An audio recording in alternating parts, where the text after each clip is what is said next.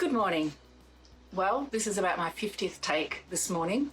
I've had birds, I've had torrential rain, and now the man next door is drumming. I don't know what he's doing, but he's making noise, building a new house. So I, for one, will be grateful to get back into work to make these sorts of videos. And many people are returning to work, and that's what I want to focus on today. I'm not going to talk about the physical preparations, which of course are absolutely critical in order to protect people's health, but I'm going to talk more about the mental preparations that we might need to make. I'm going to introduce 4 F's to help us mentally prepare. None of them are rude, so rest assured. The first F is fears and feelings. And this is really about recognizing that for many, the return to work will invoke some anxiety. We've had months and months of being told to stay away from people and to be careful and to distance ourselves. And then we're going to be back in a workspace with lots of other people. So it's entirely natural that people will feel anxious. We might even also expect some people to feel a bit angry at their employers for making them go back into the office.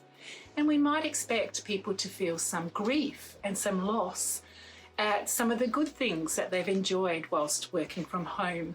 For example, a bit more connection with a partner, or more time with the children, or even just less time wasted on commuting. For me, even though I've just been swearing at the birds, I will miss them a lot. So what's important is that we acknowledge and recognise these feelings as legitimate. It's not helpful if managers label them as resistance and irrational. Much better to surface these as normal human reactions and talk about them and share people's different responses to this transition. Number 2, fantasies. Now, there may be others of you who are excited about returning to work, can't wait to get back and connect with other people and have proper technology and so on and so forth. And I really hope that these expectations are met. But I think we could take a little leaf out of the book of research on expats, which actually suggests that sometimes expats who return home have more difficulty adjusting to this situation than they did actually when they started in a foreign country. So why is that? Doesn't seem to make sense, right? Well, in fact, of course, sometimes when you're away from your home in a different country, you sort of develop these glorified, idealistic notions of your home country. And you also sort of come back just expecting, it's home, it's fine, I'll slot straight back in. But actually sometimes you've changed and other people haven't. Or maybe they've changed in ways that you didn't expect. So all up, it means that sometimes when you get back home, there's a bit of reverse culture shock and there's more difficulty adjusting than you ever expected. And I think we might see some of that same phenomena occurring with people returning back to the office. We think it's going to be returning to normality and no problem. But in fact, it might take a bit more adjustment than we're giving it credit for. Number 3 is flexibility. We've all come so far in terms of mastering the skills to work at home. I recommend that we really work hard to try to preserve those.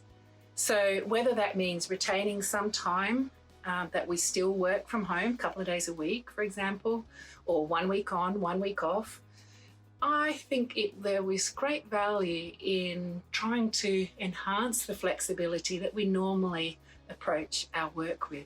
For one thing, we may well be expected to come back home again soon. We don't know what's going to happen with this pandemic. But more than that, the research shows that if you do work from home at least a couple of days, you're going to tend to actually be more productive and more satisfied than other workers. So let's embrace that and retain some of the flexibility that the situation has forced on us. We could now actually choose to really maximise the benefits of the office work and the homework. And the 4th F is for fun.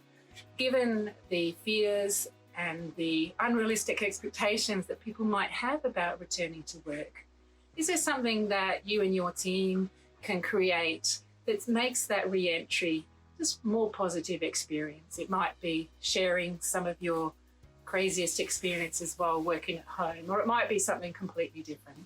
So if you're one of the people transitioning back to your office, do it safely physically, but look after your mental health as well, and be prepared for some of the adjustment. And I'm sure that you will have a successful re-entry.